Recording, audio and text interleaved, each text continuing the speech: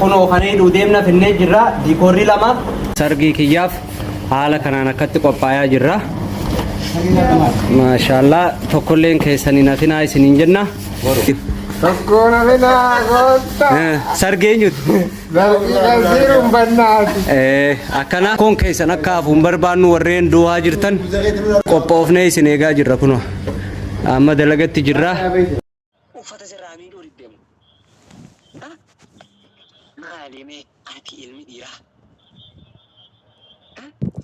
مو مناتو ستي تقعدي منا يسي مو فراشي تو ستي تقعدي مو فراشي يسي سني سي قدتي فراشا مو كان ما سدي ستي فكاتي فراشني akka isin lameen irra gaggaraagaltaniif guddaa bitte malee isin akka nama sadi gootuufi maali yaaddanii meerree amileen arsitti meerree amileen boodem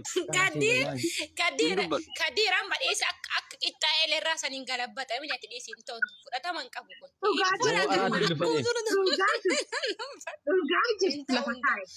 Akka qixxaa'ee irraa hin galabbata abadanii akkuma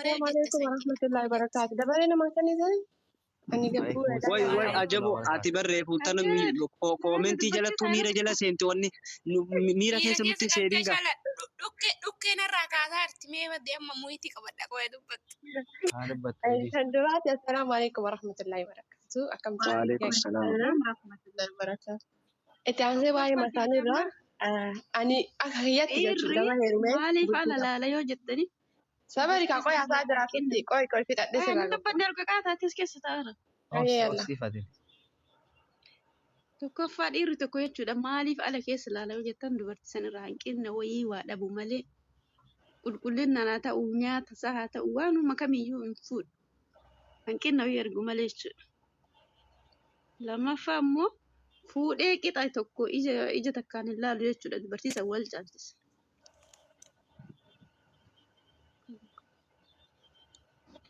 Ayyee ani masaanuun jibbaa sababa jibbuu isinii hima garuu nayya mallee sababa ayyamuuf illee isinii hima. Danduraati yoo rakkoo qabaadhe rakkoo anaafisa jidduu rakkoo tokko cimatu jira rakkinni cimaa sana yoo kan qabaadhu ta'e yookaan inni qabaa ta'e yoo inni qabaatee nuun tamanya'u anuma wanni jedha garuu yoo qabaadhe jaaladhu jibbuu ni hayyama fuudhillee jechuu baadhu karaa ni banaa fi amala ittiin tolu. Okay? Garuu immoo akkanatti akka fayyaa jirutti akka bultiitii qabadhee jirutti akka isa amanee isa jaaladhee isa kabajee bultiitii isa wajjin xaaree jijjiirama agarsiisaa jirutti masaanuu unkanis hayyamuu miti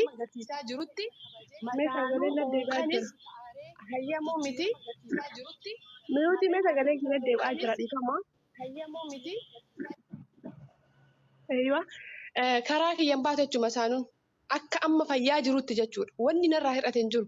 Jaalalaan taanan, kabajaan taanan, ulfinnaan taanan waan tokko wajjin xaaree zeeroorraa ka'ee hojjedhee jijjiiramaaf deemuu jira waan ta'eef jechuudha. Garuu gaafa jijjiiramnee geessinee waan tokko nuti walitti qabnee mataa isaa walitti hidhee ilmaan horuu baay'insitti waan fixadha. Masaanu jedhee yoo inni masaanu jedhee sababa gaafadha. Hooma waan kana yaade bichaa natti hima. Kanaaf jee hir'ina yoo qabaadhe hir'ina san sirreeffadha malee ammallee fuudhu. Hir'ina sanim sirreeffadha bakka amala badaa qabaannan sirreeffadha bakka waan tolchine taanan irratti tattaaffadha yoo didame immoo isaafis samii qalamii diban malee masaanuu sichamma masaanuu bultii kennamaa mana keessa seennan nageenyi inuma hin jiru ni hin beektan haadholii kennarraa durirraayyuu jechuudha tan dura barakatte afoolla tan dura walii qabattee faffaca'a. Jaalalli waliin jiru kabajni waliin jiru jari lamaa waliin morkatti osoo tun gadi baasu osoo kunillee gadi baasu yoo tun uffatte sun hin uffatte yoo tun gabbaa sun gadi baate yoo tun achi dhayite tunillee qorii qabatte achi dhayite akkanumatti kassaree inshaalla gogaa jidduu dhaabatu osoo cinqatu gaafa kana immoo jara lachuu dhiisetta biraa wayii fayyaaletti soquuf deeman illee immoo fatiraa soqaa mitiire tana jara lamaan cinqee olii gatetta biraa fuudhuuf deema ilmaan gara lachuttuu morka dhalatti immoo morka dhalchan bar morka dhalti jari lamaan. Wallahi bultii hedduu sababa masaanuun mana kamuu seentee manni masaanuun hin beekamu bu'aa buuse tokkoyyuu hin jiru jechuudha. Masaanuun diigaa malee ijaarsa hin qabdu. Malee dubartiin waraabessa yookaan immoo agartee wanta addaa wanta nama nyaattu itaaneeti miti nuka masaanuu jibbinuuf. Masaanuu sana booda mashaakilli baay'ee dhufa. Boqonnaan sammuu hin jiru. Jaalala wanni jedhamaa hin jiru. Kabajni hin jiru.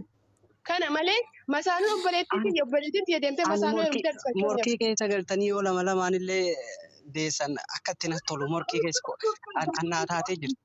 Naa taate.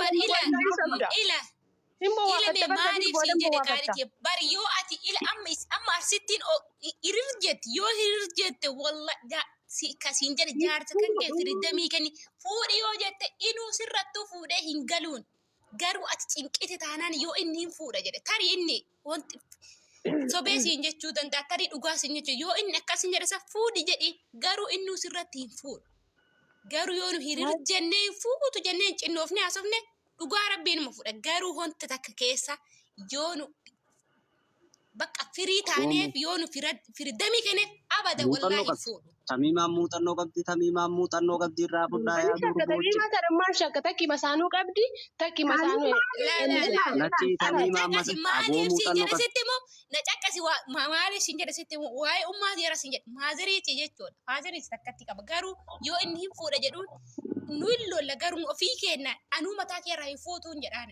abbaa hin fuutu ayyatee irratti fuutuudhaan garuu hin fuune wallaahi rabbi natti shaada kennu hojjumaan qabdii galuuf deemaa garuu immoo yoo nu hin fuudhin jennee bakka miira keessa galee lolleen borganam kotachee sittiin galaan hojiin haa jiraatu jiraachuu haa baatu fuudhee simatti hin galaan inni.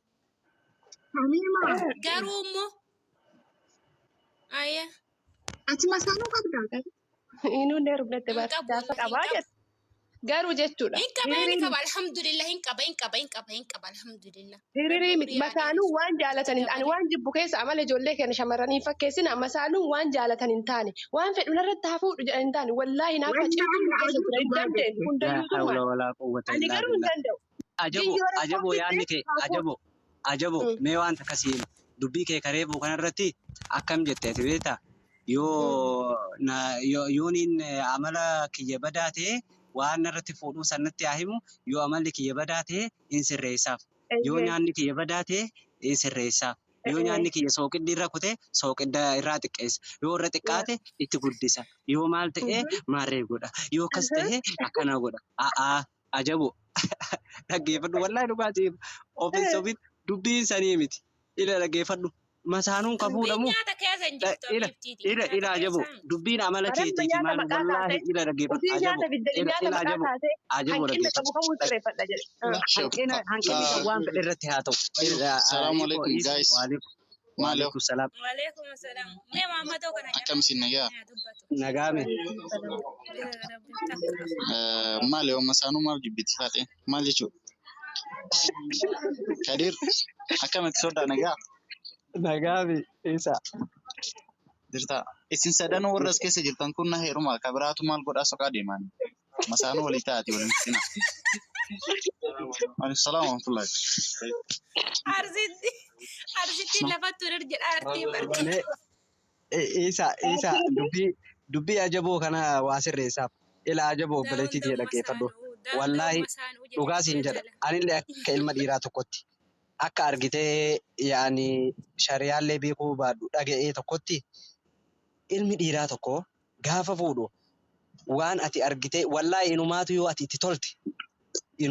itti tolte shamarii dhugaan siimaan ani yoo dhugaan siima dhaggeeffadhu amma akka nama tokkotti jechuudha shamarran Oromoo dhiira Oromoo hedduu jaalatti hatta dhiira birallee yoo jaalatte heerumte hedduu jaalatti bultii isillee baay'ee kabajji dubartoota Oromoo hunda ni jaalatti ni kabajji waliin jiraatti haga keessa jirtutti ittiin gassartu maashaallah kanaaf galatooma garuu itti gassaruu dhabuu keessaniif miti wanti ka fuudhamuuf masaanuun ka fuudhamuuf tokkoffaa irratti ilmi dhiiraa kun ani numaatu akka mataa kiyyatti yoo shamarran ati amala natti tolti shamarran birallee akkuma kee kana natti tolti jeetiin itti dabaladhaa dhugaan siimaan akka kiyyatti baanaa beekamu dhiira biraan baanu haa ta'u garuu akka waliigalatti waan ati itti gassartuufii miti waan ati argitee hanqina qabduufii miti kana sammuu keessaa ifaqi ilma dhiiraa tokko waan ajajameef ati amma fakkeenyaaf kiniina si ajajame tokko yoo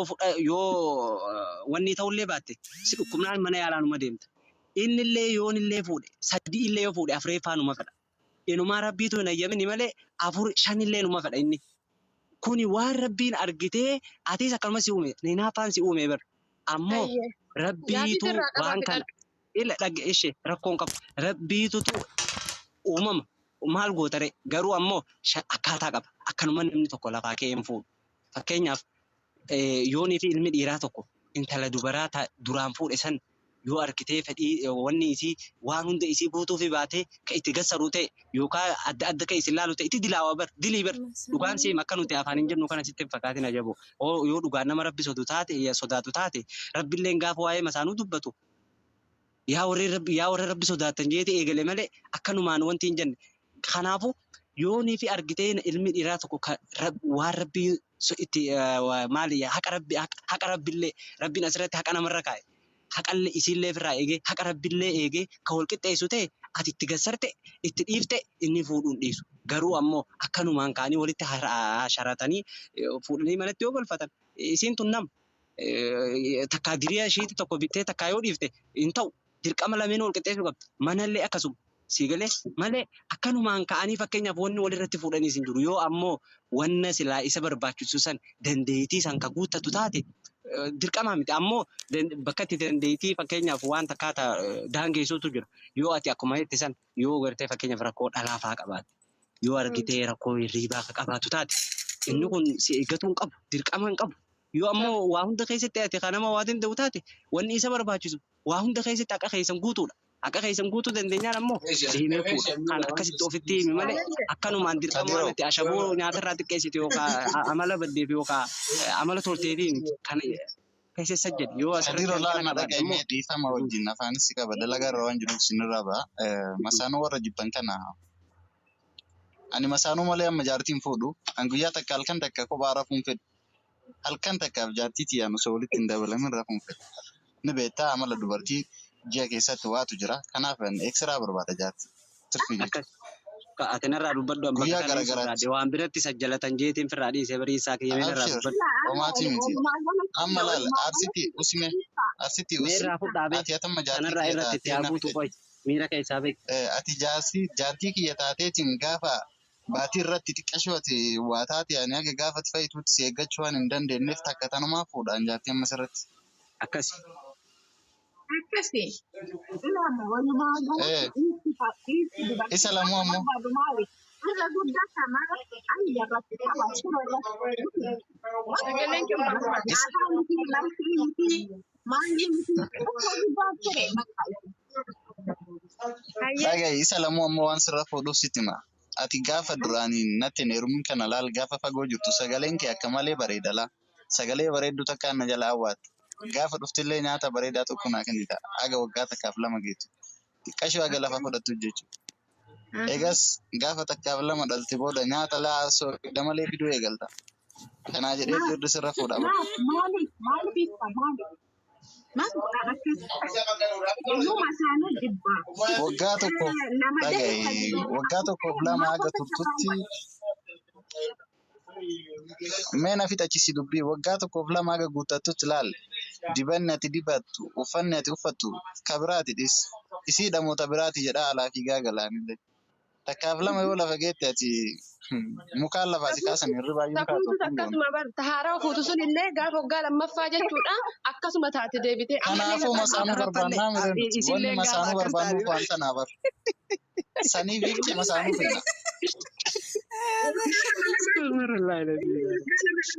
Waggaa lamaan tabiraallee fuudha waggaa lama irratti dhalcha lama yeroo dhalte sana booda tabiraa soqaa ammallee akkasuma godhaatiin deema jechuudha. Anamma shanaffaa godhan Akkas osoo hin taane akkas qofaa miti laa arsitti laa akkas qofaa miti marti hamtuu akkasitti miti amma atii fi ajaboon yoo waan akkas xiqqoo amala akkasii qabaatan takka ammoo sadi keessaa jechuudha gaariitu dhufa ta'uuf hin ganne laa. Isin maraa hin jibbattu malee dhiirri dubartii waliin dabarsu argite dhiira akkam jedha sadi yoo fuute sadi keessaa takka wayyaadha. Sadi wal bira hin galabatu. Jechuudha isa hanqina qabdi jedhu dubartiin masaanuu dhayxee heerumtullee hanqina waan qabduuf masaanuurra dhayxee heerumte jedhi qaba. Irra fuudhamtellee masaanuu dubartii hanqina qabdi jaalan lamaan kana hanqina qaba saniif namichi hojjetuu deemee geema taphata. Hanqinaan namarratti Ati hanqina hin qabdu amma. Hanqina hin qabdan. Alhamdulillah. Dhugaamu. Jaalalaaf kabajaa jalbii mataa isa baadhee deemanii jira. Ila ajabo isaa kiyya dhiifama waa takka gaafadha ajabo waa si gaafadha siif arsitti illee. fakkeenyaaf ati amma akkuma uumamattu yoo gaa'eega dubbadhaa jettan numa dubbanna. Dhiirri 3 yookaan 4 galgala kana dubartii takkatti yoo fayyadame fadhu jabaa haa ta'u fadhu uumama fedhe isaa ta'u dhiirti 3 galgaluma kanatti itti darbee yoo itti fayyadame hin miidhamti moo miidhamtu? Miidhamti malee dibbin jettee. Okay. Akkasii miree ilmi dhiiraa tokko ammoo eedanuma kana jechuudha. Dubartii 5 yoo waliin rafe ni miidhama. Ilmaanis ni beekan. Hin miidhamu. Inti kaatiyyoo. Aboo inti kaatiyyoo. Inti kaatiyyoo wallahi dhaggeeffadhu uumama hiika biraan qabu sun takkisima yeroo 5 deebuu jedhama shee waliin jiru. Akkasi rabbiinis kanuma laale fakkeenyaaf dubartiin irra hedduun anarreetiin na seete ani maarree kenna seete jetti yoo atummaanu tokkichummaanu garteetti. Dadhabbiin nama qabaate malee kan dhiironni akkasiin jiru. Wanta akkasiin. Dhaggeeffadhu bara ati dhaggeeffadhu ati akka mataa keetiitti yaadin akka nama hunda dubartiin fakkeenyaaf hanqina si qabdi hanqina qabaachuus dhabuu malti. Ani kastiin jedhee fakkeenyaaf dhiirri akkuma fedhe isaa ta'u humnas isinirra qaba dhaggeeffadhu humnas isinirra qaba waa hundaan isin caala. Caalummiisa kana keessatti fakkeenyaaf akkuma argitee isin unoo akkuma reefuun tana isaan kabajamoo afayaayin isaan jedhee intalli shamaraa takka wooma fedhe sooti hanqina hin dhabdu. Hanqina san keessatti ilmi dhiiraa tokko katakkarratti obsuu hin dandeenye jira. Ila dhaggeeffadhu. Katakkarratti amma fakkeenyaaf isiniifis bar mirgi kennamee jira. Mirgi kennamee maali? Ilmi dhiiraa tokko yoo niifi fedhii keessan isinii raawwachuu dadhabe. Ilmi dhiiraa tokko yoo fedhii keessan isinii fonteechuu dadhabe. Wanni jala teessanii cinqattaniif hin jiru. Yookaan sirreessitaniif haga inni danda'uun hin obsitaniif yoo obsitaniif dadhabdan deebtaniif maammadoo fayyaa qabu bira dheetan. Dhaggeeffadhu dhufaan seenu. Kun mirga isinii. Wanta kanatti eeyyamus wanta inni barbaadamu hundaa irraa wadhaaf masaan manarratti fuudhi. Maal jechuudha? Kabajamoo afaan yaa'ii maal jechuudha? Sadii wantuma inni jedhe hundarraa wadhaaf masaan manatti fidi. Kanas ani wanta inni barbaadamu raawwadhee masaanuma narratti fiduuni. Ni fida. Hin fiduu meeteen gaafate ni fidaa. Inni ka jechuu barbaade nuti suusii qabnaadha. Ati gaarii feete ta'i hamtuu feete ta'i suusii qabnaadha bakka